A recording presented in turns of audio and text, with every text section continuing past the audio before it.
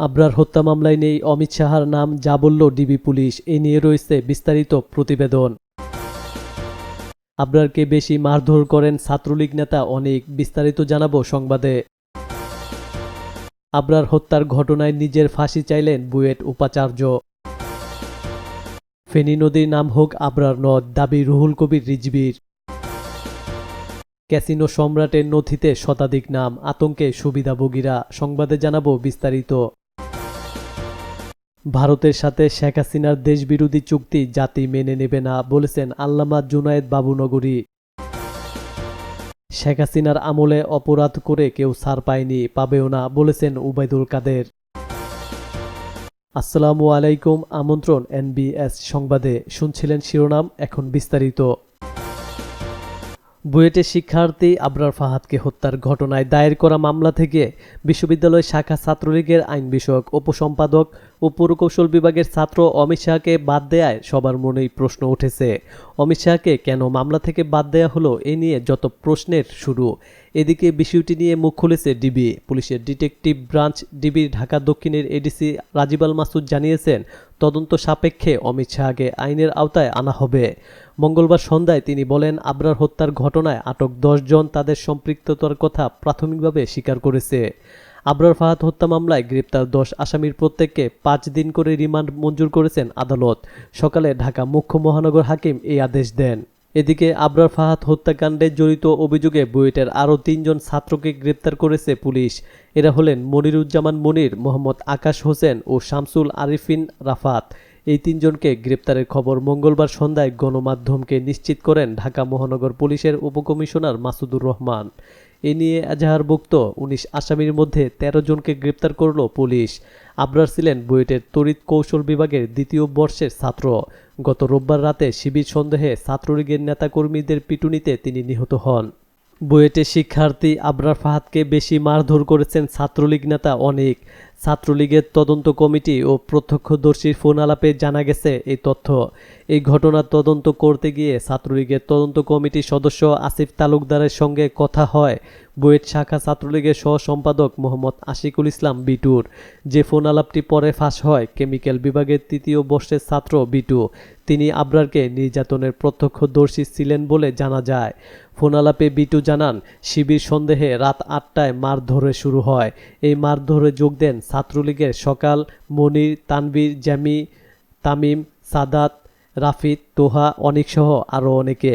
B2 বলেন, Jamie আর তামিম আবরারকে 2011 নম্বর রুমে নিয়ে আসেন এবং তার সাথে আমাদের ব্যাচের আরও কিছু ছেলে পেলে ওই রুমে আসে। আমি পরে বের হয়ে এসে মনিরকে বলি কি হয়েছে। মনির আমাকে বলে মারধর একটু বেশি হয়ে গেছে। সেই সময় মনির বলে অনেক বেশি মেরেছে। ছাত্রলীগের তদন্ত কমিটির সদস্য আসিফ তালুকদার বলেন, 2011 নম্বর রুমে কারা এসেছিল আমরা বিটুর স্বীকারোক্তি পেয়েছি। এদের মধ্যে মদ্যপ ছিল 15তম ব্যাচের অনেক। সবচেয়ে বেশি মারধর করেছে সেই। মামলার 3 নম্বর আসামি অনেককে গ্রেপ্তার করেছে পুলিশ। এদিকে আবরার ফাহাদ হত্যার ঘটনায় শিক্ষার্থীদের তোপের মুখে পড়ে উপাচার্য অধ্যাপক ডক্টর সাইফুল ইসলাম বলেছেন, আমাকে ফাঁসি দিয়ে দাও। মঙ্গলবার সন্ধ্যা 6টায় নিজ কার্যালয়ে হল প্রভোস্টদের সঙ্গে জরুরি বৈঠক শেষে শিক্ষার্থীরা উপাচার্যকে অবরুদ্ধ করে পদত্যাগ দাবি করলে তিনি একথা বলেন। উপাচার্য কার্যালয় থেকে বের হওয়ার চেষ্টা করলে শিক্ষার্থীরা তাকে ঘিরে ধরে। এ সময় 8 দফা দাবির ঘোষণা চায় শিক্ষার্থীরা। এ সময় শিক্ষার্থীরা উপাচার্যের কাছে জানতে চায়, রোববার রাতে আবরার ফাহাদ রাব্বিকে পিটিয়ে হত্যার পর এত সময় ধরে তিনি কোথায় ছিলেন।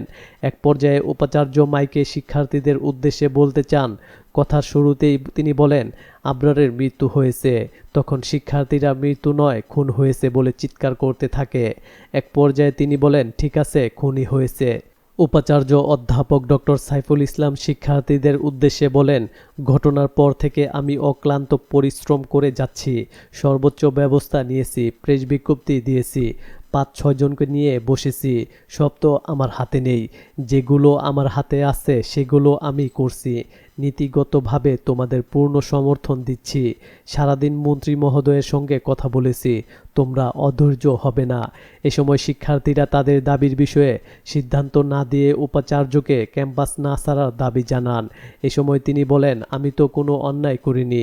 তখন শিক্ষার্থীরা উপাচার্য অধ্যাপক সাইফুল ইসলামকে উদ্দেশ্য করে ভুয়া ভুয়া বলে স্লোগান দেয়।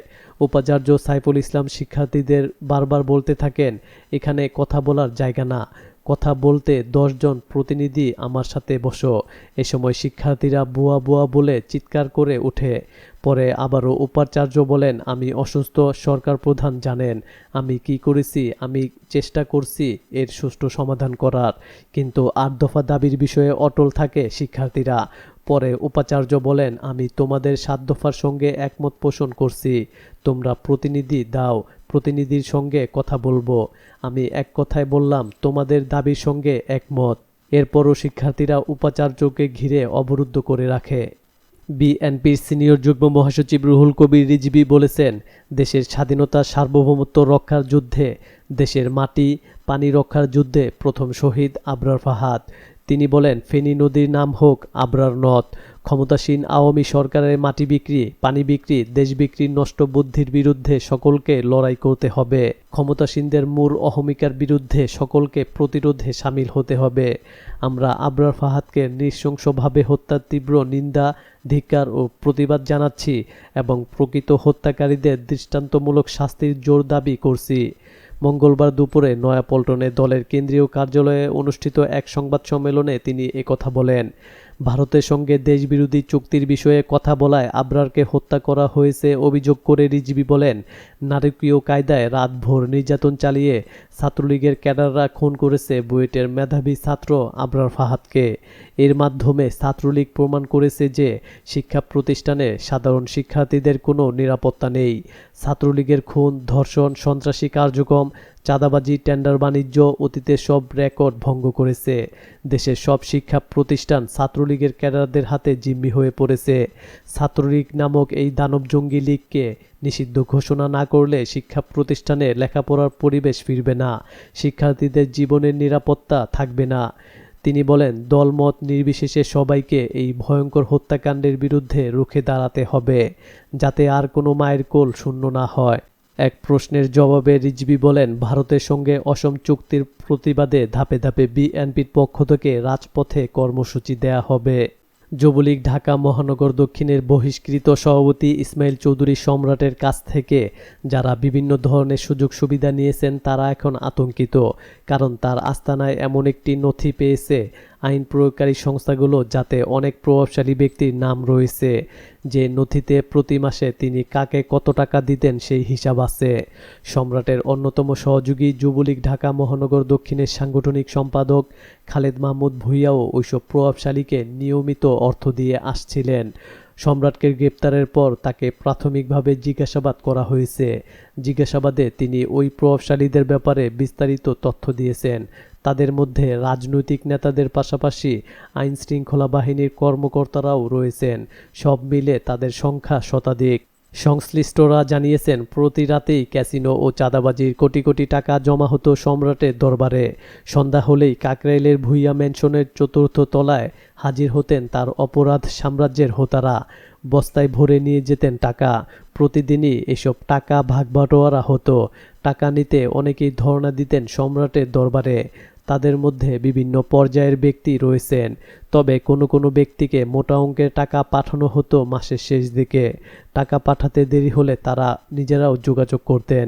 আওয়ামী লীগের প্রথম সারির কয়েকজন নেতা, সরকারি কর্মকর্তা থেকে শুরু করে টাকা পাঠানো হতো বিভিন্ন খাতের প্রভাবশালীদের কাছে। এমনকি দেশের বাইরে অবস্থান করা নেতা এবং সন্ত্রাসীদেরও টাকা পাঠাতেন সম্রাট। এসব টাকার একটি অংশ সঙ্গী এবং অনুসারীদের দেওয়া হতো।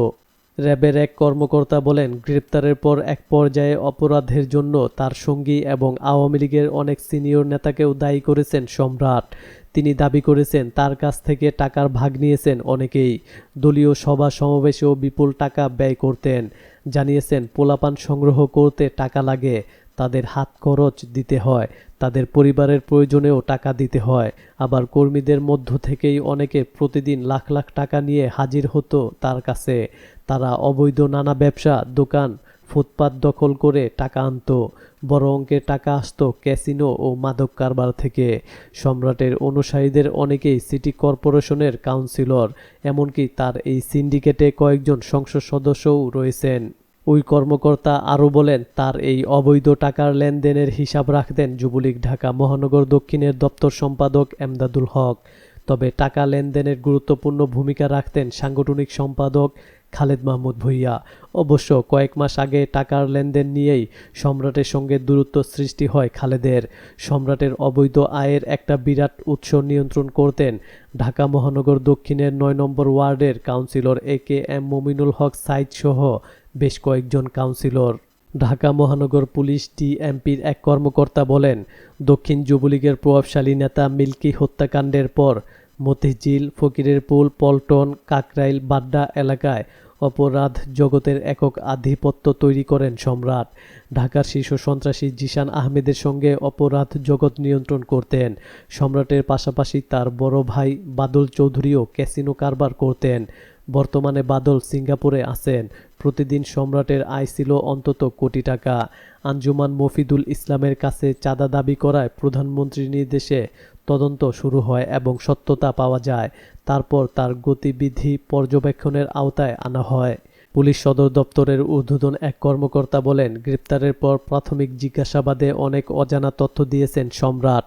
কোন কোন রাজনৈতিক নেতাসহ কাকে কাকে নিয়মিত টাকা দিতেন সেই হিসাব লিখে রাখতেন। তার আস্তানা থেকে এই সংক্রান্ত একটি নথি পাওয়া গেছে। ওই নথিতেই অনেক কিছু লেখা ছিল। তার মধ্যে আওয়ামী লীগ ও যুবলীগের বেশ কয়েকজন নেতাকে অর্থ দিতেন তিনি। যাদের মোটা অঙ্কের অর্থ দিতেন তাদের নগদেই বেশি দিতেন। তাদের মধ্যে কাউকে ১ কোটি, কাউকে ৫০ লাখ, কাউকে ২০ লাখ থেকে শুরু করে ১০ লাখ টাকা পর্যন্ত বিলি করতেন। সম্রাটের পাশাপাশি খালেদ ও জিকে শামীমও একইভাবে টাকা বিলাতেন। তবে কয়েকজন প্রভাবশালীকে চেকের মাধ্যমেও টাকা দিতেন সম্রাট। গত শনিবার বাংলাদেশের প্রধানমন্ত্রী শেখ হাসিনা ভারত ও বাংলাদেশের মধ্যকার দ্বিপাক্ষিক বৈঠকে যে ৭টি চুক্তি ও সমঝোতা স্মারক চুক্তি স্বাক্ষরিত করেছেন তা এদেশ ও জনগণের স্বার্থ বিরোধী উল্লেখ করে দ্রুত তা বাতিলের দাবি জানিয়েছেন ইসলাম বাংলাদেশের মহাসচিব আল্লামা জুনায়েদ বাবুনগরী। মঙ্গলবার সংবাদ মাধ্যমে প্রেরিত এক বিবৃতিতে আল্লামা বাবুনগরী বলেন, সম্প্রতি ভারতের সাথে যেসব নতুন চুক্তি স্বাক্ষরিত হয়েছে তা দেশের স্বাধীনতা সার্বভৌমত্ব বিরোধী। দেশের জনগণের স্বার্থকে জলাঞ্জলি দিয়ে দিল্লিকে খুশি করতে এসব চুক্তি স্বাক্ষরিত হয়েছে। বাংলাদেশের জনগণ এসব চুক্তি মেনে নেবে না।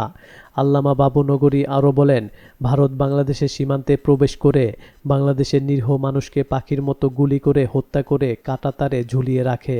এর কোনো বিচার হয় না। আর সেই ভারতকে কদিন পর পর চুক্তির মাধ্যমে বিভিন্ন সুযোগ সুবিধা দিয়ে দেশের জনগণের প্রাপ্য অধিকার নষ্ট করা হচ্ছে। বাংলাদেশের সমুদ্র বন্দর, নদীপথ, ফেনী নদীর পানি এবং জ্বালানি সংকটে জর্জরিত বাংলাদেশের মূল্যবান প্রাকৃতিক গ্যাস ভারতের হাতে তুলে দেওয়া হয়েছে। কদিন পর পর গ্যাসের দাম বৃদ্ধি করা হচ্ছে। চড়া মূল্য দিয়েও দেশের মানুষ চাহিদা মতো গ্যাস পাচ্ছে না, অথচ সেই গ্যাস ভারতকে দেয়া হচ্ছে। এটা আপামর জনসাধারণের ন্যায্য অধিকার হননের শামিল। উপকূলীয় নজরদারির কথা বলে বাংলাদেশে ভারতকে রাডার স্থাপনের অনুমতি দেয়া হয়েছে। এটা দেশের স্বাধীনতা, সার্বভৌমত্ব ও নিরাপত্তার জন্য চরম হুমকি। আওয়ামী লীগের সাধারণ সম্পাদক এবং সড়ক পরিবহন ও সেতুমন্ত্রী ওবায়দুল কাদের বলেছেন, তার দলের সবাই ভালো তা বলা যায় না। নানা কারণে আগাছা পরগাছা দলে অনুপ্রবেশ করেছে। ছাত্রলীগ অনেক ভালো কাজও করেছে, চাঁদের গায়েও খুঁত আছে। তবে গুটি কয়েক লোকের কারণে আওয়ামী লীগের বা ছাত্রলীগের অর্জন ম্লান হয়ে যেতে পারে না। মঙ্গলবার ধানমন্ডিতে আওয়ামী লীগ সভাপতির রাজনৈতিক কার্যালয়ে এক সংবাদ সম্মেলনে ওবায়দুল কাদের এসব কথা বলেন। বর্তমান সরকারের অনেক অর্জন রয়েছে। শেখ হাসিনার উন্নয়নের সুফল দেশবাসী ভোগ করছে। দেশে অনেক উন্নয়নমূলক কাজ হয়েছে। ওবায়দুল কাদের বলেন, আওয়ামী লীগ সভাপতি ও প্রধানমন্ত্রী শেখ হাসিনার আমলে অপরাধ করে কেউ ছাড় পায়নি। অপরাধী সবাইকেই শাস্তি পেতে হয়েছে।